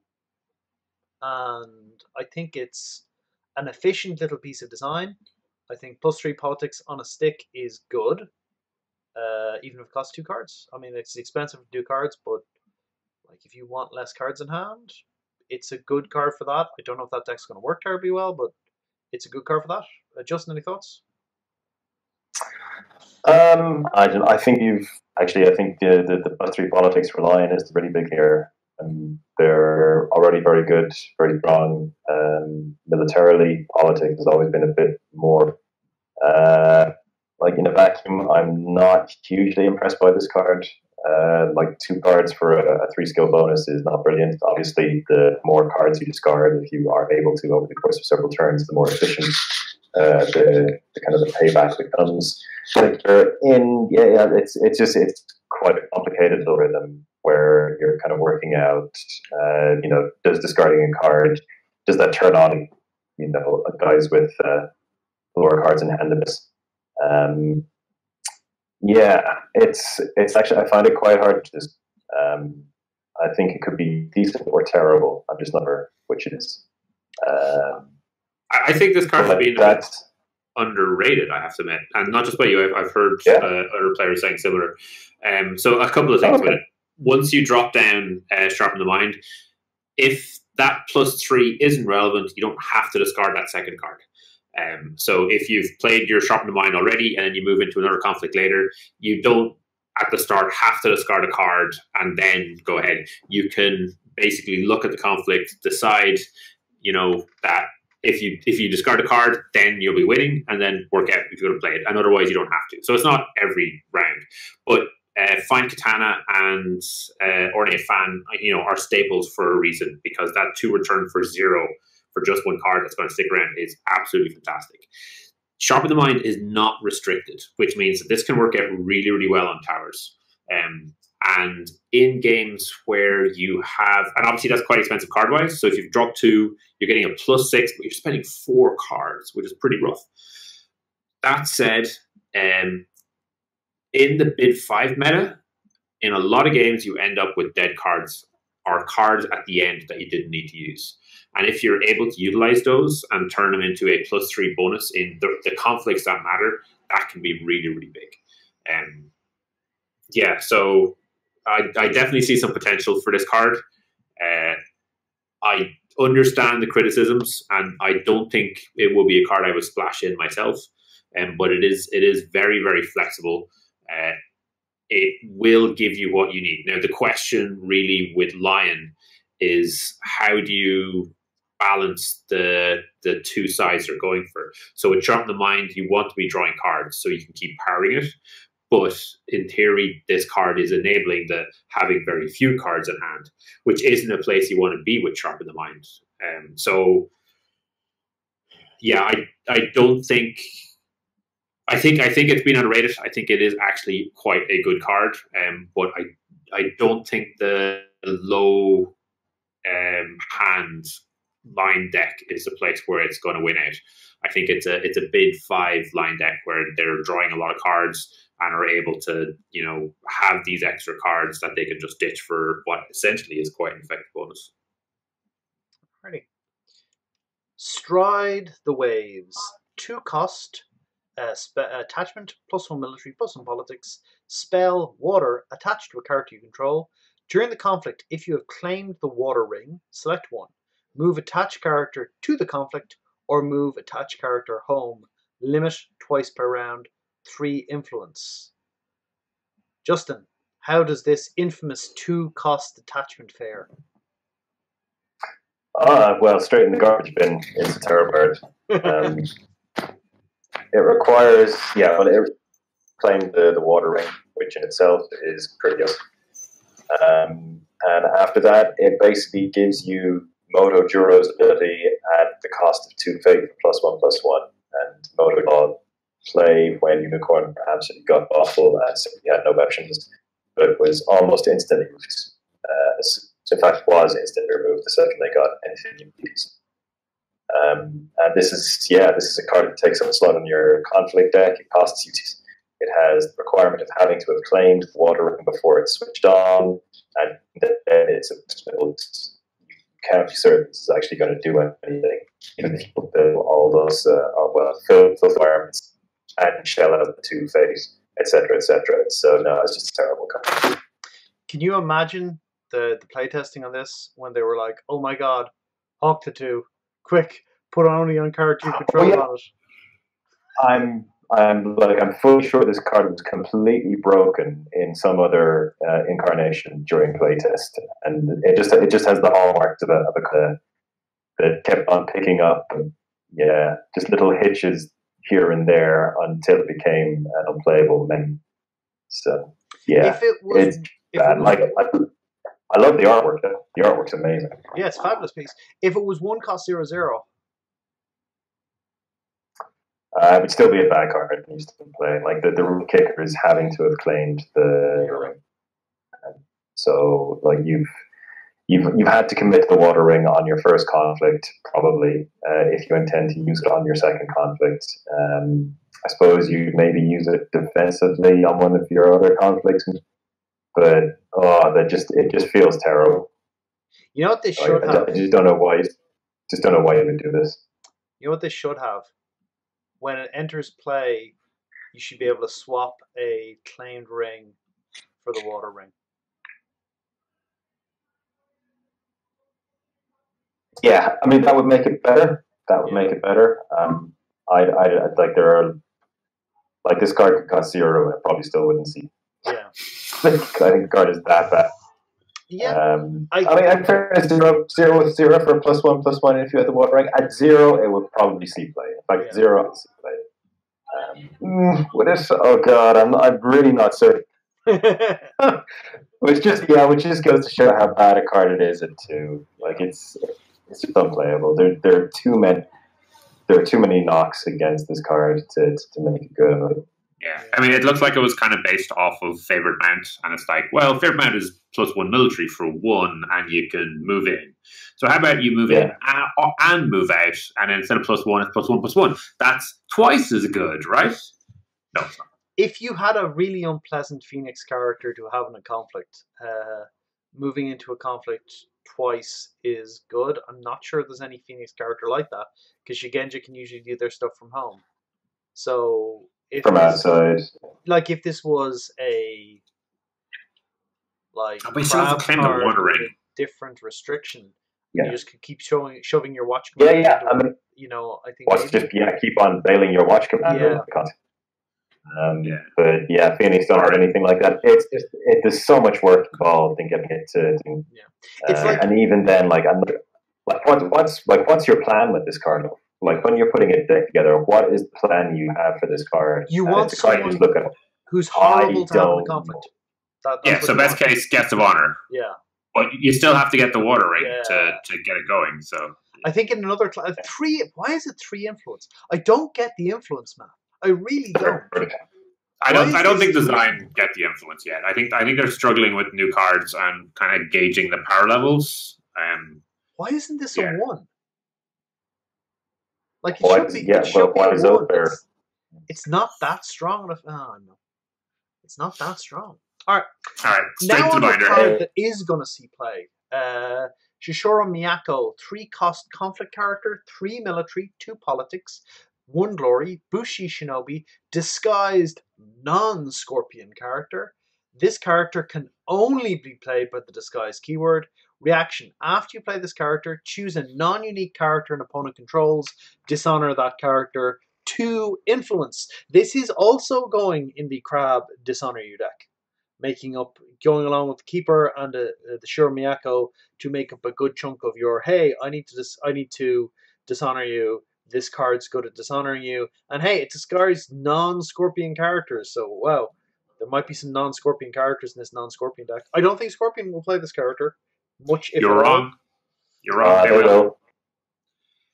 If for nothing else, Keepers. But they also are playing a bunch of ones. So we mentioned the Seppin Truthseeker before. Again, Seppin Truthseeker works perfectly with this. Yeah, no, this is good for everyone. Anyone who's interested in dishonoring people, and it's a disguise character, and it's Shinobi. So there are some Shinobi cards, I think. I like Miyako a lot. Goblins too. This is true. Yes. This is true. Very good. I think very, very strong. We'll see. Goblins pretty good with it too, actually. So you pay 3, and then she ends up with a Fate Honor, and you've stolen the Fate off them, and you've dishonored someone. Yeah. Legit. Very, very strong. Going to see a good amount of play. Again, it makes being unique more relevant. Like I can see Crab in the Dishonor deck playing 2 or 3 copies of her, and just going, yeah, okay. I mean, I really like her. I think she's strong. She's flexible. Disguised is a really strong effect, and if you're not Scorpion, this is not a hard disguised one to find a trigger for. So that's nice and good flavor from being like the Shinobi who can be. She's anyone, That's always good. Last card, 0 cost event Unicorn Ujik Tactics Gaijin Tactic. Action: during a conflict, each non-unique character you control gets +1 military until the end of the conflict. 2 influence.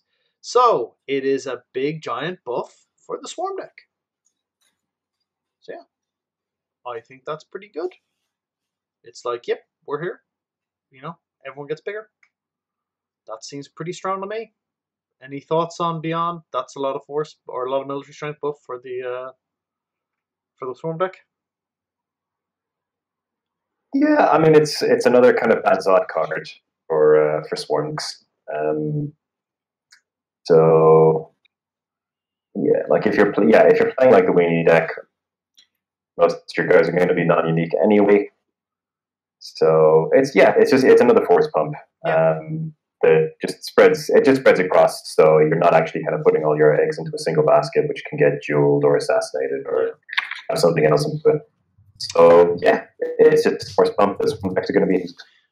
This feels like the much less expensive, much less powerful version of Unleash the Djinn for the Swarm deck. Yeah, it's probably a 2-up card if you are playing the Swarm, playing the Swarm deck, just because it's not a card that necessarily super, but it's a card you're going to love to see when you're finishing a game.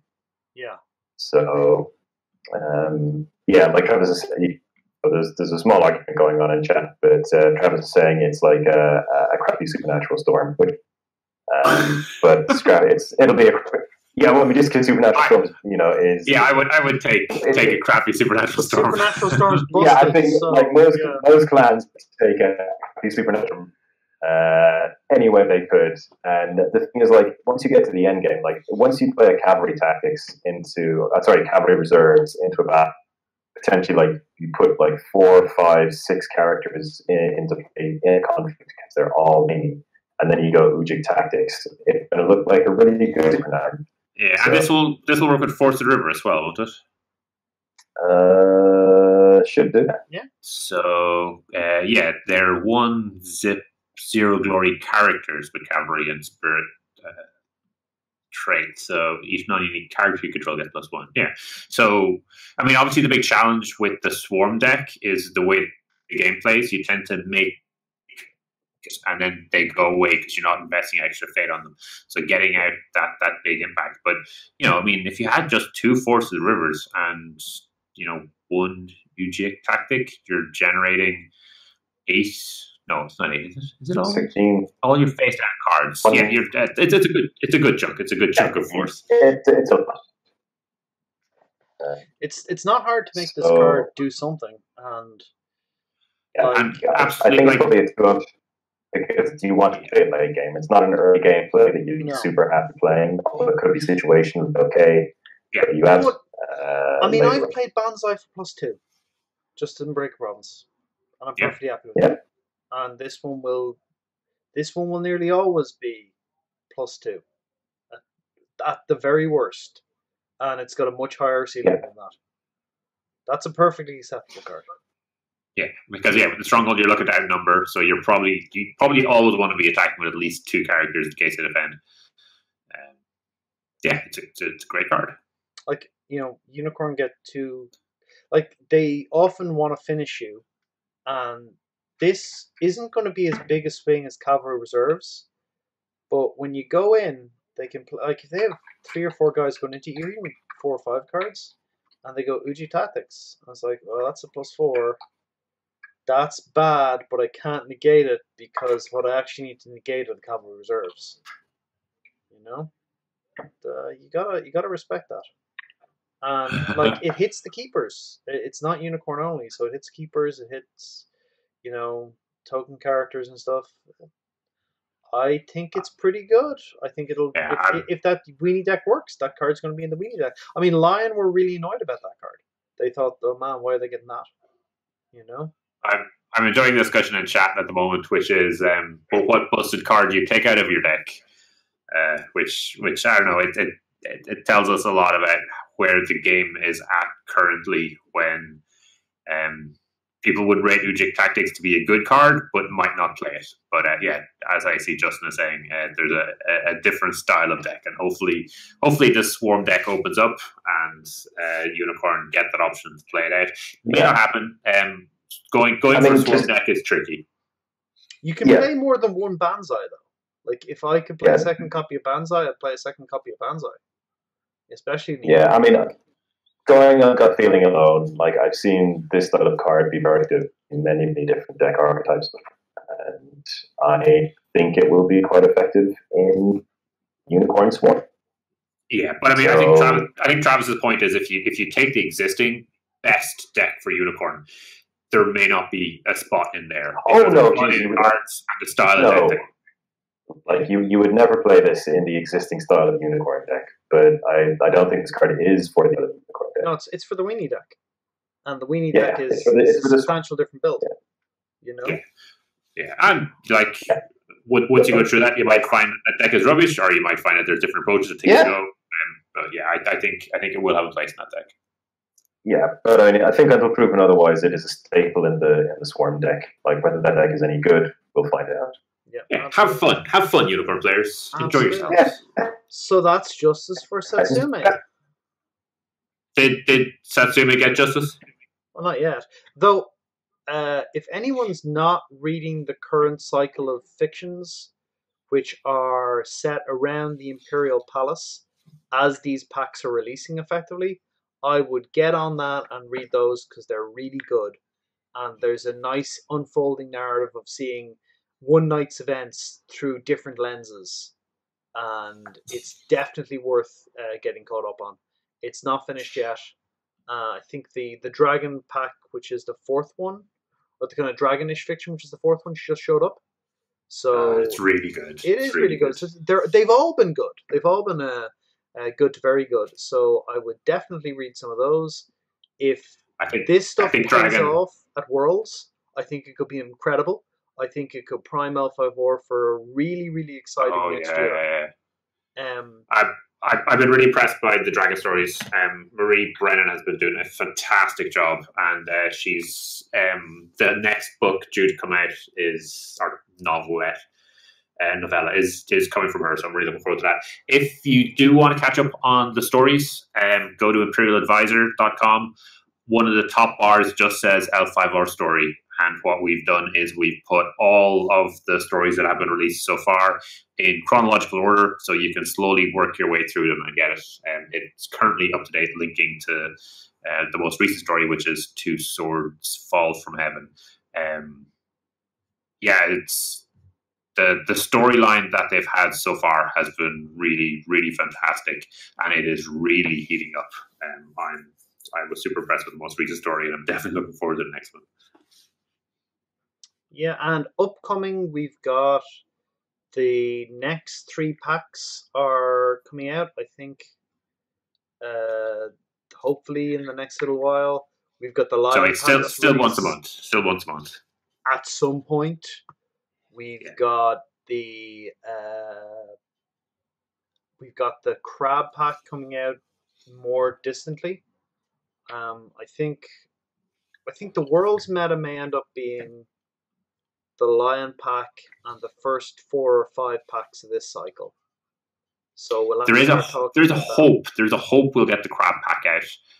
Although any delays push that back, but we know for certain the dragon pack will not be legal. Yeah, I would. My conservative estimate would be the first 5 packs will be legal for Worlds, and the lion pack will be legal for Worlds, and that's about it, I think. So we haven't yet heard anything about Cycle 4. Now, theoretically, we should start hearing about Cycle 4 in a month or 2. Because they usually start talking about the next cycle, before the current cycle is fully released. So hopefully we'll see something about that. And one thing we haven't mentioned yet is that the roles are about to change. Yes. So we have the announcement of the new elemental roles, which are air and earth. Yes, they are air and earth. Have we seen the pack names in the cycle for the next cycle? We haven't, have we? We have. They were spoiled in a something that went out to some of the stores or distributors, I think. So they have been floating around, but we haven't talked about them yet. But they look like their spicy story. Oh, awesome. So yeah, I mean, we're coming up on 2 hours at this point, so that's probably a good point to wrap it up and save some content for 2 weeks' time. Yeah, actually, I have the names here. Awesome. Do we want to hold on to them, or will we read them out? Absolutely, read them out. Let me get excited. Okay, so the pack names, as we've seen, are Rockagan at War, Spreading Shadows, In Pursuit of Truth, Campaigns of Conquest, As Honor Demands, and Atonement. All right, are we looking at the classic clan coup, or are we looking at the start of the clan war? I don't know, but shit's about to get real. Yeah, I think this could be the clan war, the kind of Scorpion clan coup analog. And I'd say if they're going to launch a 2.0 set, I would title it Clan War. Or it would be very, Oh, that'd be cool. Very tempted to title Clan War or Imperial Edition. Yeah, but it does feel like they're lining it up for clans to either split internally or to go one way or the other between the two princes, and then have an entire season of just going crazy with big fights everywhere and people getting really riled up and annoyed at each other, and then see where things go. And obviously, things will happen in the background that are from the guys beyond the wall. The Shadowlands will be doing what Shadowlands does when Rokugan splits up internally, and I'm sure there will be no negative consequences down the line. It is arguable that the influence of the Shadowlands is starting now if you read the stories of the current cycle of stories, it is arguable that there is a subtle touch of darkness over the whole thing. It's still arguable because it could just be the people involved, but there is an argument that the darkness is stirring, and we haven't really seen that. We're definitely reading between the lines in parts of the story, but yeah, it's definitely in there. People blacking out, people having urges, tensions being unnaturally high, swords being weird. Actually, the standards. I've got a question for you. There's going to be 6 of these fictions. So if they do one for each clan, one of the clans gets left out, right? So I think the logical clan to leave out is Crab. And that way you're de-emphasizing the Shadowlands stuff even more as a little bit of misdirection. So who have they done so far then? They've done Dragon, Crane, Lion, arguably, with Hida. Who else was in there? Who was the first one? Last Unplayed was arguably the first one. So Unicorn. Kind of a Scorpion. There's Unicorn. They're color coded. Yeah. So Last Unplayed was neutral. Falling Stars was Lion. By the Brush of a Stroke was Crane, and Two Swords Fall from Heaven was Dragon. You're missing the Unicorn one, which was a Shahai. Ooh, I'll go update the list then. Thank you very much. The Shahai one, which was about her and the 2 lads confronting each other. Okay. So yeah, I think if they pull it off, this is going to be great. And I think a new format saying we're starting the Clan War now will be very strong from a marketing point of view, and it will be because a lot of people remember, oh man, the Clan War, who was actually there for that, and it should be really good. Red Petal Scanner is what I'm missing. It's an exciting period, and it's building up to bigger things. So yeah, it's going to be a great time to experience the story, play some games, and have a lot of fun. Excellent. Alrighty. Well, we'll leave it there, and we'll come back to that in a little bit. 2 weeks. 2 weeks. Yeah. 2 weeks. Thank you all for coming and hanging out with us. Thanks for the chat, for arguing with us the whole way along. It's been great. Keeping us straight. It's been great. See you all, and we'll see you in 2 weeks' time. Bye. Take care.